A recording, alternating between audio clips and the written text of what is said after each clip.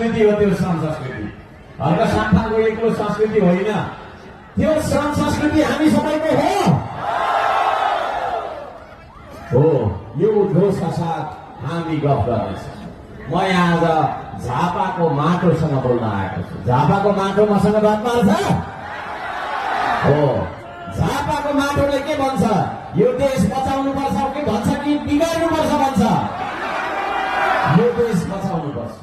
आदरणीय दाजुभाइ दिदीबहिनीहरू, हाम्रो देश अघि भर्खरैको गीतले भने जस्तो सिमानाको पिलरसँगै ढलेको छ। यो देश विदेशीको इशारामा चलेको छ। यो देश हामीलाई महसुस हुन्छ, हामी बुझ्न सक्छौँ। यो देशको सरकार विदेशीको इशारामा बन्नुपर्ने, यो देशमा कुन पार्टीले मत जित्नुपर्ने, विदेशीले फन्डिङ गरिदिनु पर्ने है। अब त्यो विदेशी फन्डिङबाट विदेशीको पैसामा यो देश चल्दैन।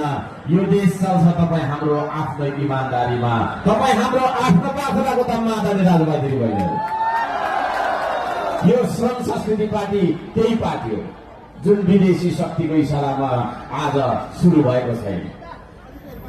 यो श्रम संस्कृति पार्टी सदा सर्वदा देशको पार्टी, तपाईको पार्टी, गरिब दुखीको पार्टी, सच्चा नेपालीको पार्टी बनेर अगाडि बढ्नेछ। माटो छोएर म वचन दिन्छु।